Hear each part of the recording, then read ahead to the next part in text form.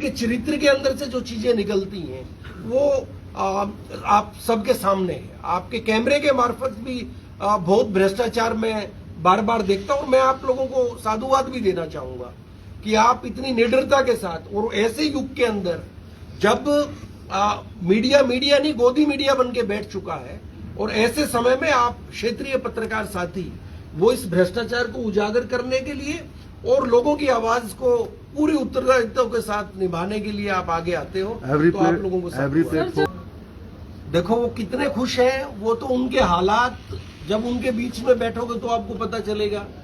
आप बताइए कि जब आपको घर का मुखिया बनाते हैं और आपको बोले कि आप मुखिया जरूर हो लेकिन किसी चीज के अंदर बोलने की आवश्यकता नहीं है, तो उसका मुखिया होने का कोई फायदा कोई लाभ नजर आएगा क्या? इसी तरीके से सरपंचों को बताया कि आप सरपंच तो हो लेकिन काम करने का अधिकार आपको नहीं है।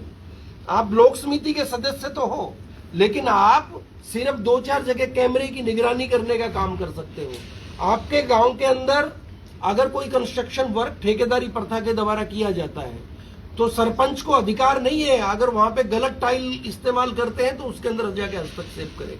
बहुत सारी जगह पे ऐसा भी होता है कि सरपंचों को धमकी दी जाती है कि अगर आप काम में बाधा डालोगे तो आपके खिलाफ पर्चा दर्ज कर लिया जाएगा।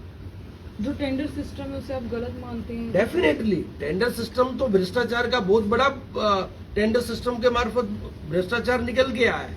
और आप देखिए टेंडर देने की व्यवस्थाएं क्या होती हैं। जिसको टेंडर देना है वो पहले ही इनका जो रोल है जो गेम है वो फिक्स रहता है। वो तो ऑनलाइन होता है सुनील जी।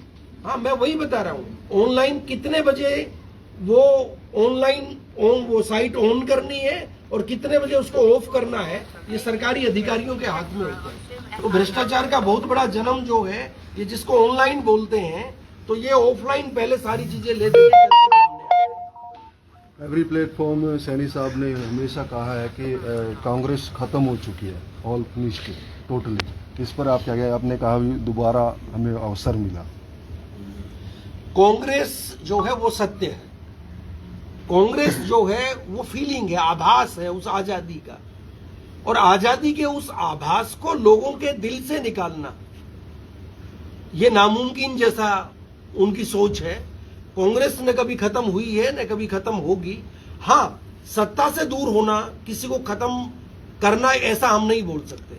समय के लिए कांग्रेस सत्ता से दूर है, कोई बात नहीं, जो मैंडेट होता है वो हमेशा हमें कबूल होना चाहिए, लेकिन वो हमेशा के लिए दूर है ये आने वाला वक्त जो है भारतीय जनता पार्टी को दिखाई दे। सुनील जी पिछले सवाल पर चर्चा करते हैं कि कैसे ऑनलाइन में गड़बड़ी करते हैं, क्योंकि बहुत सी टर्म कंडीशंस होती हैं, ऑनलाइन अप्लाई करना पड़ता है, मिनिमम 3 टेंडर भरने वाले चाहिए होते, तो कैसे आप गड़बड़ कर? मैं बता रहा हूँ ऑनलाइन के अंदर 2 प्रकार की गड़बड़ें हैं। सबसे पहली गड़बड़ है सरकारी अधिकारी निश्चित तौर पे साइट को कब बंद करेंगे कब खोलेंगे अपने चहेतों को बताएंगे कि भैया इतने बजे वो टेंडर जो है उसके लिए साइट खुलेगी, आप अपना टेंडर लगा लीजिए। उसके बाद साइट ऑफ हो जाएगी। आपके और दूसरे जो साधारण साथी हैं उनको पता ही नहीं चल पाएगा कि साइट रात को 12 बजे खुली है या 1 बजे खुली है। दूसरा इसके अंदर सबसे बड़ा गोलमाल क्या होता है कि सरकारी अधिकारी टेंडर वाले के साथ जहां पे जो फिक्सेशन की बात है, जो ये भ्रष्टाचार के रूप में पैसा लेते हैं, तो उसके अंदर भी 4 लाख रुपए का जो काम है उसके टेंडर 40-40 लाख रुपए में छोड़ के वहां आपस में बंटवारा बंदरबांट करने का काम करते हैं। आपने देखा हमारे शहर के चारों तरफ करनाल में क्या है, इन्होंने द्वार बनाए हैं और एक द्वार के ऊपर कितना खर्च वो इन्होंने बताया। अगर आज हम सब मिलके उसका निर्माण करने का काम करें तो गांव के समीक्षा बैठक में कुछ नए निर्णय। धन्यवाद। हाँ, समीक्षा बैठक के अंदर ग्राम स्वराज के लिए नया निर्णय हमने लिया है।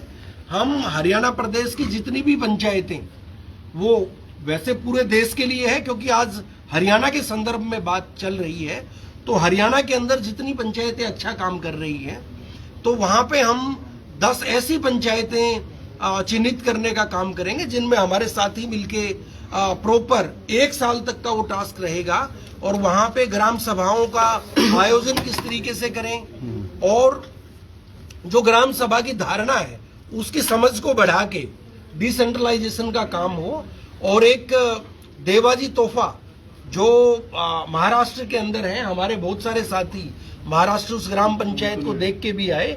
यहाँ पे संगम साथी भी हमारे हैं।